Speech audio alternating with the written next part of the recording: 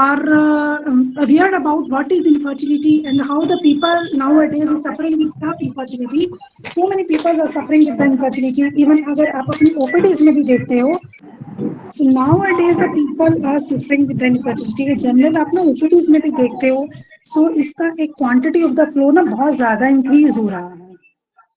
So today we can understand what is infertility and how you can treat in your general OPDs. क्योंकि जब भी कोई husband and wife 1 year तक अनप्रोटेक्टिव sex में रहता है, they living together and they are not having any issues, इसी को हम इनफर्टिलिटी बोलते हैं. अगर पेशेंट इससे कम टाइम में आपके पास अप्रोच करता है कि they are living with 6 to 7 months and they are not getting the child, तो उस कंडीशन में आपको सिर्फ नॉर्मल काउंसलिंग से या उनके कंजर्वेटिव मेथड से ही आप उसको रिकवर कर सकते हैं without giving any medications. So main target क्या है इनफर्टिलिटी ट्रीटमेंट्स का? इसका टारगेट सिर्फ एक प्रेगनेंसी को अचीव करना ही नहीं है, but it's achievement of the baby. Ayurveda में गर्भ संस्कार के बारे में व्याख्यान दिया गया है. टोटल 16 संस्कार रहते हैं, जिसमें से गर्भ संस्कार इज द वन अमंग. जब भी इनफर्टिलिटी को ट्रीट करते हैं तो इसमें आपको फर्स्ट ऑफ ऑल पेशेंट की बीज शुद्धि करनी होती है, जिसमें मेल और फीमेल दोनों की ही बीज शुद्धि होगी. तो बीज शुद्धि में हम किस तरह से बीज शुद्धि कर सकते हैं? देखिए, विरेचन is the line of treatment. First of all अगर पेशेंट का आपको कंप्लीट हिस्ट्री लेना होता है, what is the cause behind गर्भ संस्कार को फॉलो करवाते हैं पेशेंट को, तो उसके जो चांसेस होते हैं 9 मंथ तक रिटेन की कैपेसिटी जो होती है वो 100% रहती है. अगर पेशेंट्स आपके पास आते हैं कि they went to the IVF, उनका ये फेल हुआ है, ये IVF के बाद भी उसकी थोड़े सेवन मंथ में हो जाता है. अगर ऐसी कंडीशंस होती हैं तो वो उसका रीजन जो है हमारा गर्भाशय. आयुर्वेदा कॉन्सेप्ट से अगर आप समझते हो तो व्हाट इज बंधत्वा? बंधत्वा को आयुर्वेदिक क्लासिकल में आचार्य काश्यपा ने, क्योंकि डिफरेंट ऑथर्स आचार्य चरक, सुश्रुत, बट इन सभी ने इसको डिफरेंट कैटेगराइज किया है. तो first of all we can understand what is बंधत्वा. क्योंकि जब पेशेंट आपको एक्सपोज करता है, maybe they are having some reports और some time patient can directly come to you.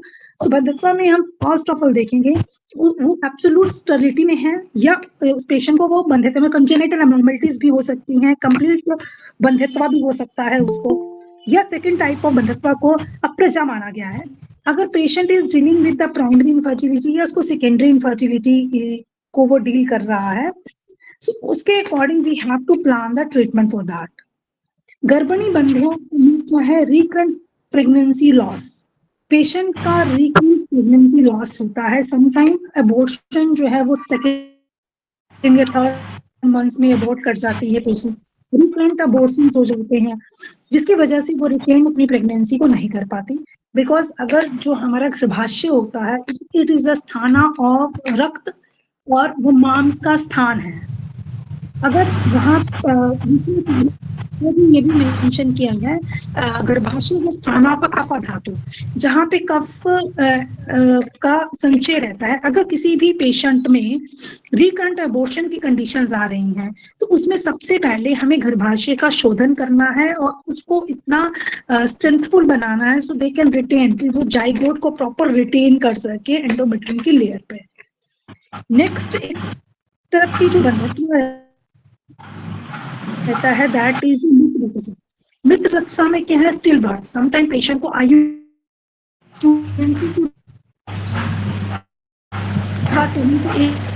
8 month तक कंटिन्यू रहती है pregnancy of the birth, but नहीं IUD की प्रेगनेंसी. तो इसको भी आचार्य ने इनफर्टिलिटी के अंदर ही कर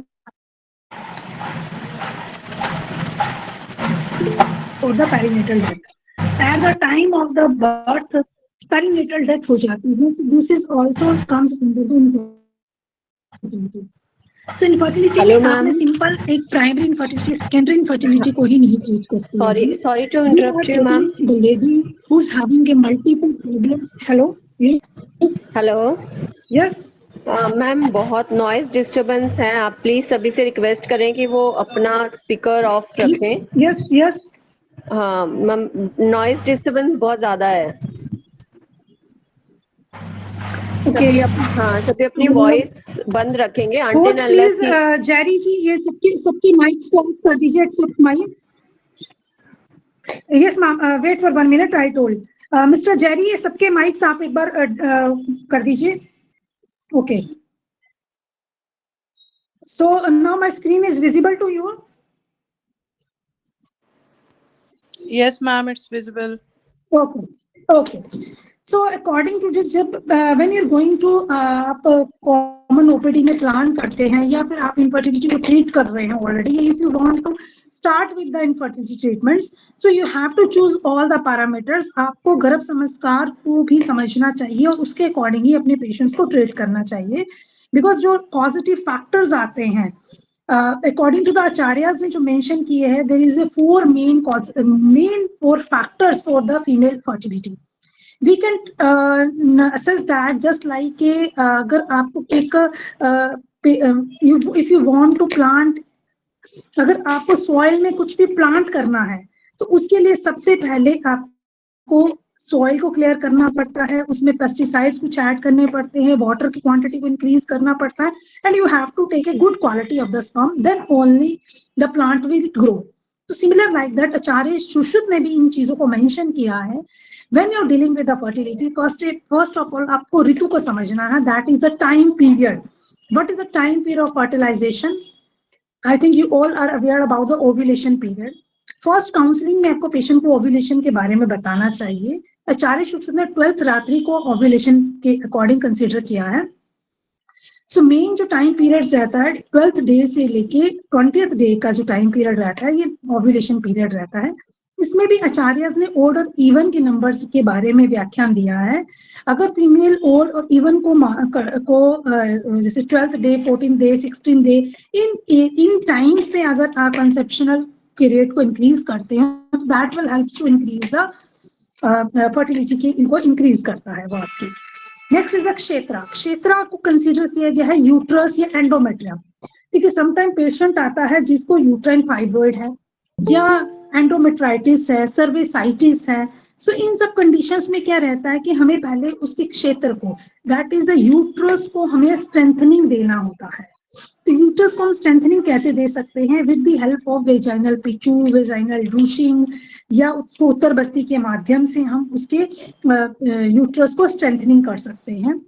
अब जैसे एंडोमेट्रियम को एसोसिएटेड स्ट्रक्चर जो होते हैं हमारे हेल्थी, जो फिटस, जब भी स्पर्म अगर अच्छी क्वालिटी का है और आपका ओवम अच्छी क्वालिटी का है, they can joint and implant on the क्षेत्र, दैट इज द यूट्रस। जब वो यूट्रस में इम्प्लांट होता है प्रॉपरली, तभी they can perform the zygote. इसलिए हमें सक्सेसफुल फर्टिलाइजेशन कैसे होगी? अगर आपका यूट्रस जो है वो स्ट्रेंथफुल होगा। सो जब भी अगर आपके पास कोई ऐसा पेशेंट आता है जो ऑलरेडी आईवीएफ जिनका फेल हो चुका है, उस कंडीशन में आप पेशेंट को सबसे पहले यही गाइडलाइन दीजिए कि उनके यूट्रस में स्ट्रेंथनिंग नहीं है। आप एसोसिएटेड बाहर से जितने मर्जी हार्मोन्स उनको एडवाइस कर रहे हैं या they are taking the hormones, but hormones लेने से एक लेवल रहता है जो बॉडी में कंसीविंग का पार्ट तो कवर कर देता है, बट वो लॉन्ग टर्म तक जो प्रेगनेंसी 9 मंथ्स तक रहनी चाहिए वो कंटिन्यू नहीं कर पाती है फीमेल। उसके लिए फर्स्ट ऑफ ऑल हमें उसके यूट्रस को स्ट्रेंथनिंग देना है विद द हेल्प ऑफ, क्योंकि आचार्य ने ये भी मेंशन किया है जो अपान वायु का मेन काम क्या होता है, विंड मूत्र शक्रुत को एक्सपेल आउट करना। अगर आपका वात दोष बढ़ा हुआ है, उससे आपके जो नेक्स्ट धातु जो होती है वो प्रॉपरली फॉर्म नहीं हो पाती, क्योंकि जब आपका वायु दोष बढ़ा होता है तो आपकी जाठरा अग्नि भी डिस्टर्ब हो जाती है, जिससे आपकी रस की उत्पत्ति जो है वो प्रॉपरली नहीं होती है।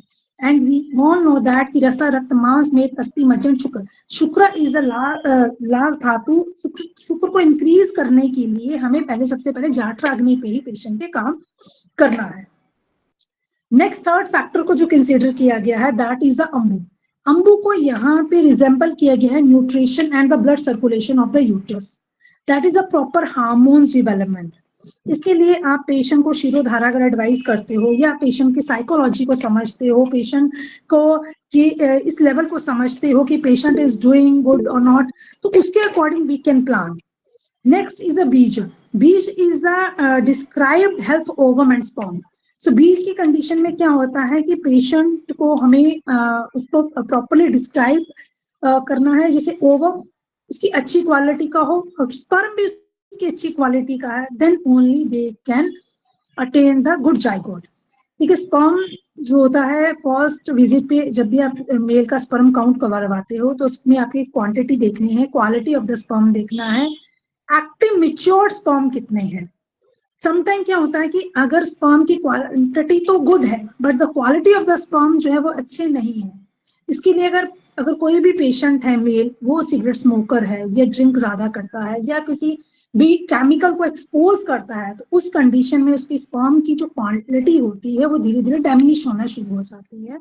So in that condition we have to tell the patient to go for the विरेचन।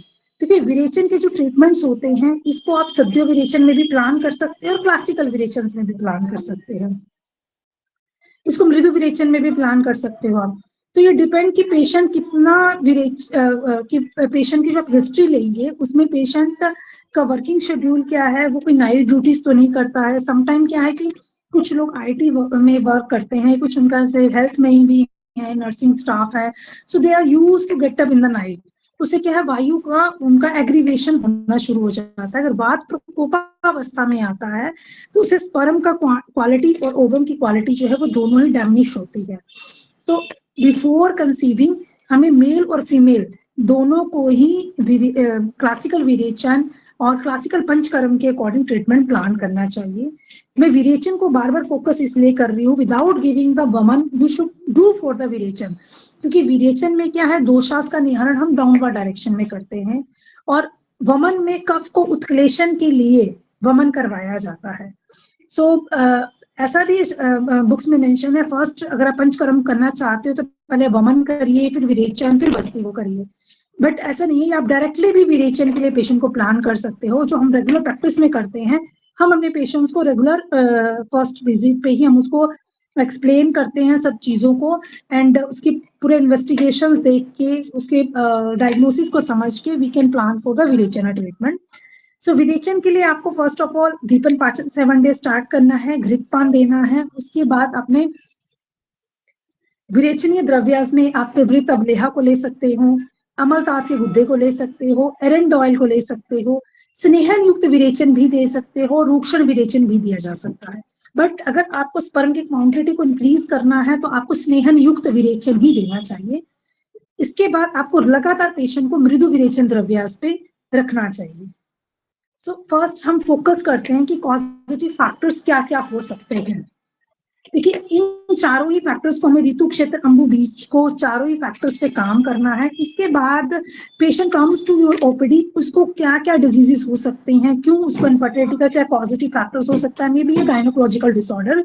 तो गायनोकोलॉजिकल डिसऑर्डर में may be the patient is having, अब उसकी रिपोर्ट्स करवाते हैं, अगर कोई फ्रेश पेशेंट है उसको पीसीओडी की प्रॉब्लम्स हो सकती है, फेलोपियन ट्यूब की प्रॉब्लम्स हो सकती हैं, हो सकता है उसकी ट्यूब में कोई ब्लॉकेज हो, फाइब्रॉइड हो, एंडोमेट्रोसिस हो, so that is comes under the gynaecological disorder, जो आप इन्वेस्टिगेशन से you can assess. Second positive factors आता है मनसो। मनसो is a psychological disorder. Sometime patients comes to you with having all the reports और उसमें रहता है कि सारी ही रिपोर्ट्स जो है वो नॉर्मल है but the patient is not able to conceive. उसमें क्या है, इसका साइकोलॉजिकल कंडीशंस जो होती हैं वो that is not able to produce the proper hormones. अगर पेशेंट को कोई बहुत ज्यादा स्ट्रेसफुल कंडीशन से गुजर रहा है, उसका ये कोई फैमिली ऐसी हिस्ट्री है, सो उस कंडीशन में you have to counsel the patient और उसकी स्ट्रेस को देखते हुए we can plan for the that type of treatment, just like हम शिरोपिचू शिरोधारा को एक्सप्लेन कर सकते हैं पेशेंट को। उसके साथ कुछ ओरल ड्रग्स में हम उसके साइकोलॉजिकल लेवल को डाउन लेके आएंगे, स्टेबल करेंगे। नेक्स्ट पॉजिटिव फैक्टर हो सकता है दैट इज ए शुक्र, स्पर्म और ओवा से रिलेटेड हो सकता है। सब स्पर्म की क्वालिटी जो है वो रिड्यूस हो सकती है, हो सकता है एंजियोस्पर्मिया में ही हो आपका पेशेंट, या ओवा में उसका ओव्यूलेशन हो रहा है बट मेच्योर्ड ओवा जो है वो प्रॉपर फॉर्म्ड नहीं हो रहे हैं, because at the time of the 17th to 18th day जब मेच्योर जो फॉलिकल रप्चर होता है, जो डोमिनेंट फॉलिकल्स होता है वही आपके स्पर्म को कैच कर सकता है। अगर ओवम का साइज ही इंक्रीज नहीं हो रहा है तो उस कंडीशन में there is a much difficulty to treat the patient. उसमें हम कुछ आयुर्वेदिक ट्रीटमेंट्स को आई विल टीच यू कि कौन कौन से ट्रीटमेंट्स आप उसमें प्लान करें जिससे हम ओवा की क्वालिटी को भी इंक्रीज करते हैं और जो मेच्योर्ड फॉलिकल है उसको प्रॉपर रप्चर भी करते हैं। नेक्स्ट आता है आहार विहार। देखो समटाइम पेशेंट जो है ना माल न्यूट्रिशियस में चला जाता है या कई बार वेट रिडक्शन, कुछ पेशेंट्स ऐसे होते हैं जो ओवर वेटेड होते हैं, so they want to reduce their weight, तो वेट रिडक्शन के चक्कर में वो बहुत कम न्यूट्रिशियस डाइट में आ जाते हैं। तो उससे अगर कोई सिडेंटरी लाइफस्टाइल को ले रहा है, that is also the positive factor for the infertility को डील करता है। अकाल योगत, that is a time factor. देखिए अगर आपके ओपीडी में कुछ ऐसे लोग आते हैं जो जिनका स्पर्म जिनका गायनेकोलॉजिकल डिसऑर्डर्स में सब चीजें नॉर्मल आ रही हैं, बट उनका जो टाइम फैक्टर जिसको काल बोलते हैं, आचार्य ने यहाँ मेंशन किया है जो काल इज अ, देखो पेशेंट साउथ इंडिया में रह रहा है, नॉर्थ इंडिया में रह रहा है, आप कौन से एरिया में प्रैक्टिस कर रही हो इसके ऊपर भी डिपेंड करता है कि पेशेंट की सस्टेनेबिलिटी क्या है। और काल जो that is a proper time period, उसके अकॉर्डिंग ही वो कंसीव कर सकता है। सम टाइम पीरियड यहाँ पे काल को दो तरह से हम मान सकते हैं। एक तो 1 मंथ में जो हमारा मेंस्ट्रुएशन साइकिल 28 डेज का रहता है जिसमें प्रोलिफरेटरी सेकेंडरी फेज, ये सारी फेजेस को हमने चेकआउट करना है, ओव्यूलेशन कब हो रहा है। सेकंड जो देखना है at the year of the काला, पेशेंट आपके पास बसंत ऋतु में आ रहा है, हेमंत ऋतु में आ रहा है या ग्रीष्म ऋतु में आ रहा है, बिकॉज काला के अकॉर्डिंग टाइम फैक्टर को समझते हुए you have to plan for the treatment. Next positive factor हो सकता है दैट इज ए बाला फिजिकल इलनेस। अगर कोई भी पेशेंट को ट्यूबरक्लोसिस हुआ है इन द यंग एज में, so they can also lead with the infertility को अल्डर एज में जाके उसको इनफर्टिलिटी हो सकते हैं। ये कोई बहुत सारी क्रॉनिक डिजीजेस है, अगर पेशेंट को कोई कैंसरस कंडीशंस है, उसने कीमोथेरेपी रेडियोथेरेपी को लिया है, उस कंडीशन में भी बाद में वो इनफर्टिलिटी को सफर कर सकता है। So we have to take the proper history of the patient. अगर कोई ऐसी कंडीशंस आती हैं, कोई कैंसरस कंडीशंस हैं, तो उस कंडीशंस में भी हम पेशेंट को जब प्यूरिफिकेशन आप करवाते हो in the sort of woman और विरेचन जब करवाते हो, तो वहां से हम उसके एग्स को दोबारा से एक्टिव कर सकते हैं। So there is a these all are the positive factors. Next आपको ये समझना है कि एक कपल इनफर्टाइल कब है और कौन सी एज में वो डॉक्टर को अप्रोच करता है, क्योंकि जैसे जैसे एज बढ़ती है that is a main positive factor for the infertility. 30-35 plus में 35 की एज में AMH का लेवल भी एंटी म्यूरल हार्मोन्स, जैसे मैक्सिमम पेशेंट अपनी रिपोर्ट करवा के लाते हैं और दे आर गिविंग यू, वो अपने AMH की रिपोर्ट आपको दिखाएंगे कि हमें मॉडर्न डॉक्टर्स ने बोला है कि यू कांट कंसीव क्योंकि आपका AMH लो है। अगर नॉर्मली देखा जाए एट द एज, जैसे जैसे आपकी एज बढ़ती है AMH का लेवल नॉर्मली ही हर पेशेंट में रिड्यूस होना शुरू हो जाता है। उसके लिए अगर आप प्रॉपर पेशेंट का प्यूरिफिकेशन करवाते हो, थोड़ा सा फोकस ऑन द हमारे इंटीरियर पिट्यूटरी ग्लैंड और पोस्टीरियर पिट्यूटरी ग्लैंड्स पे आप करते हो, एक्टिवेशन करते हो उसके हार्मोनल लेवल को, तो ऑटोमेटिकली उसके हम सारे ही पैरामीटर्स को इक्विलिब्रियम में लेके आ सकते हैं। So age is the most factor. अगर पेशेंट अप्रोच करता है उसकी एज 18 से 25 साल के बीच में है, सो अगर वो 2 साल तक हस्बैंड वाइफ साथ में रह रहे हैं तो we can take it as an infertile.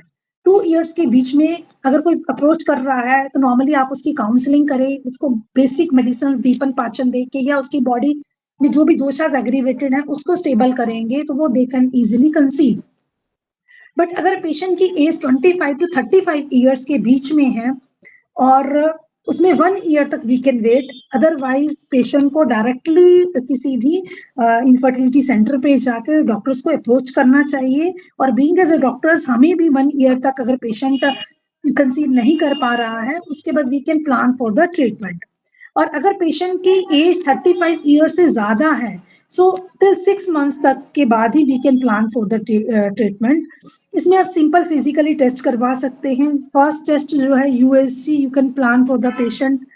Next आप उसका HSG करवा सकते हो, CBC करवाएंगे, हार्मोनल टेस्ट करवा सकते हो, तो you will get the idea कि पेशेंट का पॉजिटिव फैक्टर्स क्या बन रहा है।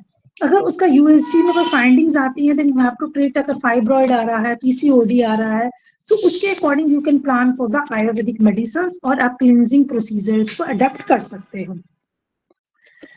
आयुर्वेदा में जो हेल्थ की डेफिनेशन दी गई है, दैट इज द, क्योंकि you all know that Ayurveda is dealing with the both way, स्वस्थस्य स्वास्थ्य रक्षणम और आतुरस्य विकार प्रशमनम। हमें हेल्थी पर्सन को भी मेंटेन करना है।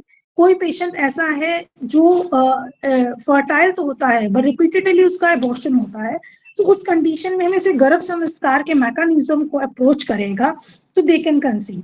सो अकॉर्डिंग टू द आयुर्वेदा जो बैलेंसिंग ऑफ द दोषास रहते हैं वो 3 है, वात पित्त एंड कफ। और 7 धातु जो रहती हैं, रसा, रक्त, मांस, मेद, अस्थि, मज्जा एंड शुक्र। क्योंकि जब हम अपने गुड मेटाबॉलिज्म, जब आप किसी पेशेंट की डाइटरी फैक्टर को चेंज करते हैं या उसकी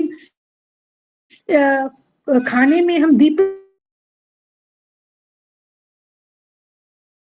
after that it can lead to the next धातु, तो उससे उसका नरिशमेंट जो है वो इंक्रीज हो जाता है।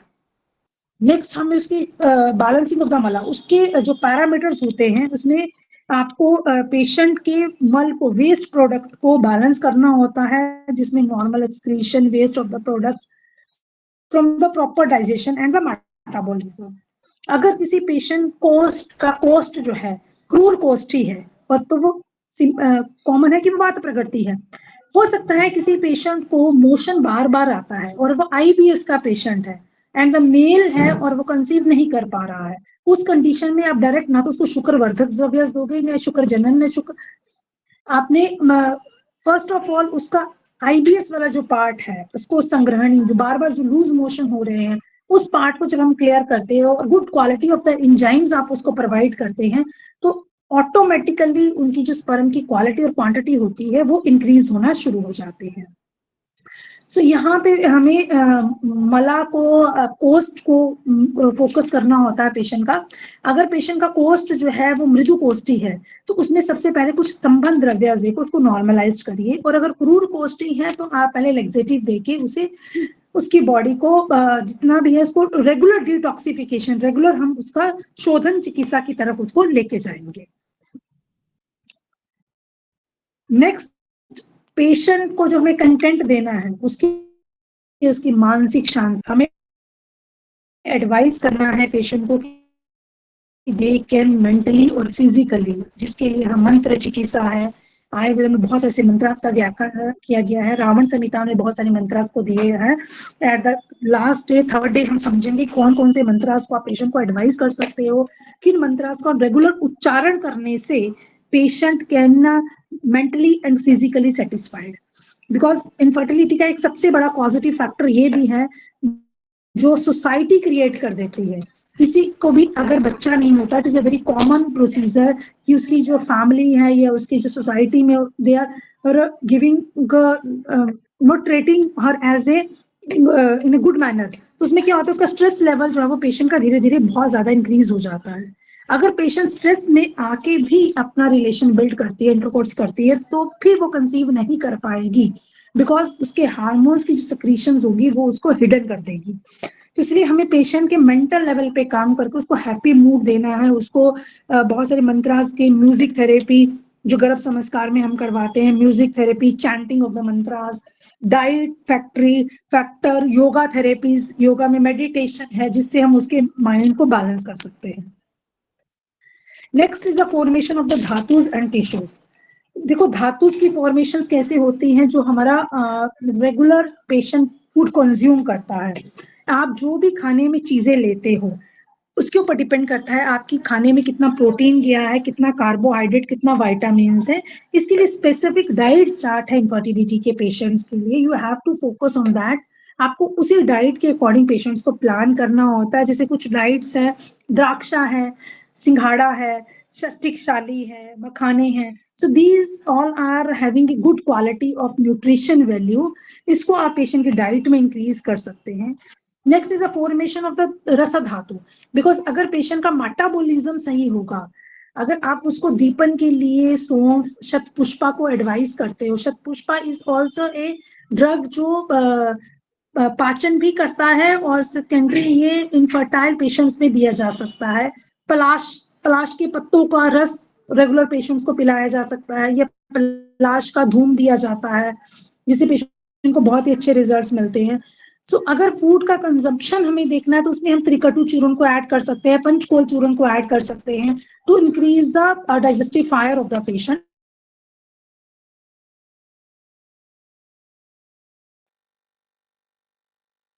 नेक्स्ट उसका जैसे जैसे उसका प्रॉपर डाइजेशन होगा तो उसकी रसद धातु की फॉर्मेशन जो है प्रॉपर होगी, जिससे सब्सिक्वेंटली धातु जो है वो प्रॉपर फॉर्म होगी। सो इसमें जितना भी ये सीक्वेंस है ये डिपेंड करता है हमारे जाठराग्नि के ऊपर। So, जब when you are practicing with the Ayurveda and fertility, आपको पेशेंट की प्रकृति को समझना है, उसकी दशविधा परीक्षा को समझना है, पेशेंट फ्रॉम विच एरिया, उसका काल संभालना क्या है, उसके according we can plan for the treatment. क्योंकि आयुर्वेदा में जो मेन हम फर्टिलिटी में फोकस करते हैं दैट इज अ शुक्र धातु। शुक्र धातु जो रिप्रोडक्टिव टिश्यूज में शुक्र अकॉर्डिंग टू आचार्य मेंशन किया गया है मेल और फीमेल दोनों में ही शुक्र होता है। सो जो आर्तव का कंडीशंस होता है उसको भी हमें आर्तव शोधन करना चाहिए। अगर पेशेंट का हिस्ट्री है कि उसको डिसफंक्शन यूट्राइन ब्लीडिंग है, उसको पीरियड्स रेगुलर नहीं आते हैं या उसको पीरियड्स में डिस्टरबेंस रहता है, उस कंडीशन में भी आप शुक्र धातु को एक्टिवेट कर सकते हैं, उसके शुक्र को बढ़ा सकते हैं। और अगर किसी पेशेंट की डाइजेस्टिव फायर बहुत ही पुअर है along with the presence of the toxin is in the body is one of the major cause of infertility. So अगर किसी पेशेंट को बहुत ही पुअर डाइजेशन है और उसका मोशन भी क्लियर नहीं होता है तो वो कॉज करेगा इनफर्टिलिटी को। एक बार को डील करना है बाद में। So first of all we can see that the निदाना में हम देखेंगे पेशेंट को निदान क्या क्या पॉजिटिव फैक्टर्स को क्या क्या पॉजिटिव फैक्टर्स हो सकते हैं। देखिए already we will discuss the 6 type of the निदान जिससे पेशेंट सफर कर सकता है इनफर्टिलिटी को। But similar like that Acharya Sushruta ने ये भी एक्सप्लेन किया है there is a multi factors. जैसे ऋतु क्षेत्र अंबु बीज को हमने समझा, ऋतु को कंपेयर किया ओव्यूलेशन पीरियड के साथ, that is the 12th day से 20th day. After that the compare the female reproductive system, complete reproductive system को हमें समझना है। You can see that this is a 4 factor, in 4 he factors पे हमें काम करना है। ओवम स्पर्म बीज को हेल्थी बनाना है, हेल्थी फीमेल की जेनिटल ट्रैक्ट को हेल्थी करना है विद द हेल्प ऑफ पिचु धारणा प्रक्षालन की विधि से कर सकते हैं। इसकी प्रोलिफरेटिव फेज को समझना है, मेटाबॉलिक प्रोसीजर्स को हमें बैलेंस में लेके आना है। इसके लिए हमें आहार डाइटरी फैक्टर्स को चेंजेस करने पड़ेंगे आपको पेशेंट्स के, उसके लाइफस्टाइल को मॉडिफाई करना पड़ेगा। पेशेंट अगर बहुत ही वीक है सो उसके इंटरनल सिस्टम को हमें स्ट्रेंथनिंग देनी है। अगर पेशेंट की प्रकृति वातज है तो उसमें रूक्ष गुण बहुत ज्यादा होगा तो हमें स्निग्धता की तरफ लेके जाना है। अगर पेशेंट का पित्त प्रकृति है तो उसके हार्मोन्स को बैलेंस करने के लिए उसके माइंड के लेवल पे हमें काम करना पड़ेगा, उसके मेंटल लेवल को हमें रिड्यूस करना पड़ेगा विद द हेल्प ऑफ प्राणायाम, या उसको हम योगा मेडिटेशन करवा के उसके मेंटल लेवल को बैलेंस करेंगे। सो अकॉर्डिंग टू द अगर जो निदान हम समझते हैं पेशेंट की वात दुष्टि है, पित्त दुष्टि है, कफा दुष्टि है। देखो तीनों ही दोषाज में वात का जो एसोसिएशन हर जगह पे रहेगा, क्योंकि जब भी आप आयुर्वेदा प्रैक्टिस करते हो यू नो दैट कि वात कैन मूव, पित्त पंगु कफ पंगु पंगव मल धात्व, वाता इज द जो है individually that can help to move. तो किसी भी पेशेंट में अगर असेस करते हैं उसका प्रकृति पित्त प्रकृति है और कफ प्रकृति है, पित्त कफज प्रकृति है, ये पित्त वातज प्रकृति है, पर जो दोषा का विशेषण आएगा उसमें वात की दृष्टि हमेशा रहेगी, क्योंकि vata can be joined with the pitta also and vata can be cause with the kapha also. तो जो पॉजिटिव फैक्टर बनेगा फर्स्ट ऑफ ऑल पेशेंट का, अगर उसकी प्रॉपर डाइट नहीं है तो अग्नि उसकी मांद्य हो जाएगी जिससे आमा का सिक्रीशन बढ़ेगा। आम के सिक्रीशन बढ़ने से उसका जो दुष्टि है हमारी स्रोतस का अवरोध होगा और आर्तवाह स्रोतस को वो विदूषित कर देगा। यहाँ से अगर वात बढ़ रहा है तो उसके रस की दुष्टि होगी, रक्त की दुष्टि होगी। देखिए हमें पहले बेसिक कॉन्सेप्ट्स को समझना है and the later lectures I will explain you किस तरह से अकॉर्डिंग टू द मॉडर्न आप इसको कोरिलेट कर सकते हो और अपने ट्रीटमेंट्स को पेशेंट को दे सकते हो। And at the last day we can read that कि गर्भ संस्कार के माध्यम से हम इनफर्टिलिटी के पेशेंट्स को कैसे प्रॉपरली ट्रीट कर सकते हैं। सो यहाँ पे जो संचय हो रहा है दोषा का, वो वात का दोष का संचय हो रहा है, जिससे पेशेंट का आर्तव दृष्टि होती है। और कई बार होता है ना कि पेशेंट को पीरियड जो है वो रिपीटेडली 15-15 दिनों में आना स्टार्ट हो जाते हैं, जिसको हम डिसफंक्शन यूट्राइन ब्लीडिंग बोलते हैं, ओलिगोमेनोरिया, पॉलीमेनोरिया हो जाता है। कई बार पेशेंट को मैटोरेजिया भी हो जाता है। तो उस कंडीशन में हमें आर्तवाह दृष्टि को समझना है।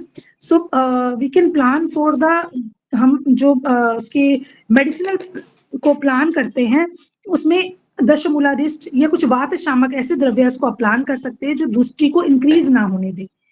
सो यहाँ पे आर्तवाह स्रोतस का विशोधन होने की वजह से बंधत्वा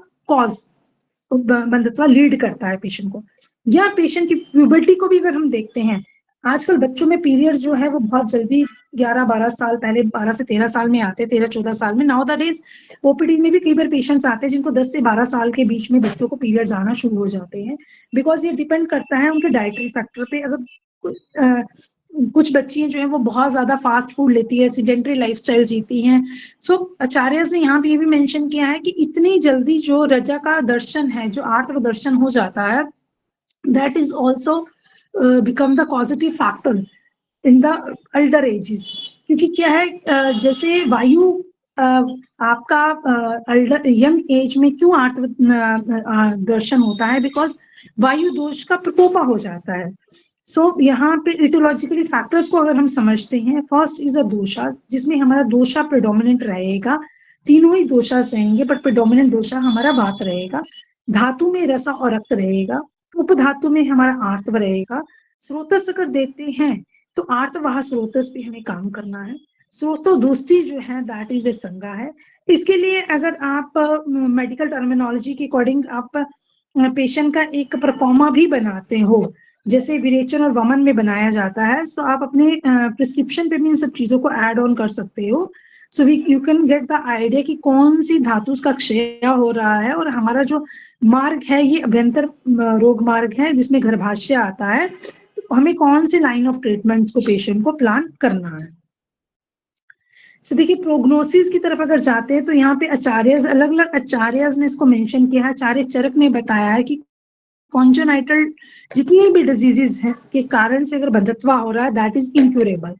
तो जब भी आप पेशेंट को असेस करते हैं, we have to segregate the patient, किस पेशेंट को हम ठीक कर सकते हैं, किस पेशेंट को हम नहीं ठीक कर सकते। देखिए, जहां पर भी कॉन्जेनाइटल एब्नॉर्मलिटीज आ जाती हैं, उनको आप किसी भी साइंस के द्वारा ठीक नहीं कर पाते हो। सो इन पेशेंट्स को तो हमें अवॉइड करना है। जो हम कर सकते हैं दैट इज, यहाँ पे आचार्य हरित ने एक्सप्लेन किया है, द फर्स्ट 5 टाइप ऑफ बंधत्वा इज क्यूरेबल, जो हमने समझा, काक बंधत्वा, अनापत्या, गर्भस्रावी, मृतवत्सा एंड बलक्षया। दीज टाइप ऑफ बंधत्वा आज द साध्य बंधत्वा, इस पे आप काम कर सकते हो। अगर किसी पेशेंट को रिकरेंट अबॉर्शन की कंडीशन है, प्राइमरी इनफर्टिलिटी है, सेकेंडरी इनफर्टिलिटी है, आईयूडीज है, उस कंडीशंस को हम इजिली, प्रोग्नोसिस गुड है और अच्छे से काम करके you can treat the patient. 80% patients में रिकवरी हो जाती है। बट असाध्य बंधत्वा जो है दैट इज अनएक्सप्लेन्ड बंधत्वा, जिसमें अजरस का जो है ये that is unexplained type of बंधत्वा, इसको आप प्लान नहीं कर, you will get the failure, जिससे आपका लैक ऑफ द कॉन्फिडेंस जो है वो बनना शुरू हो जाता है। तो you have to choose the patient. First of all आपको सेग्रीगेट करना है पेशेंट, किन पेशेंट्स पे हम ट्रीट कर सकते हैं। अगर किसी को भी इसमें कोई डाउट है, सो यू कैन आस्क।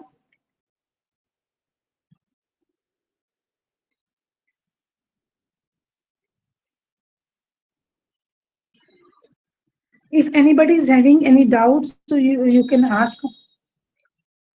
आज के सेशन में हमने बेसिक कॉन्सेप्ट को समझा, व्हाट इज बंधत्वा and how you can treat बंधत्वा इन द आयुर्वेदा कॉन्सेप्ट। कल का जो क्लास रहेगा, हम इसके प्रॉपर इन्वेस्टिगेशन और ओपीडी लेवल पे अगर आपके पास पेशेंट आता है तो कौन कौन से इन्वेस्टिगेशन आप करवा सकते हो। थर्ड क्लास में वी कैन समझेंगे कि क्या लाइन ऑफ ट्रीटमेंट हम पेशेंट को प्लान करें, और कुछ केस स्टडीज के बारे में we are going to discuss with you.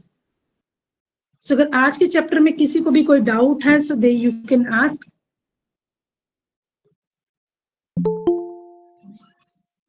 So you can understand the segregation of the patient.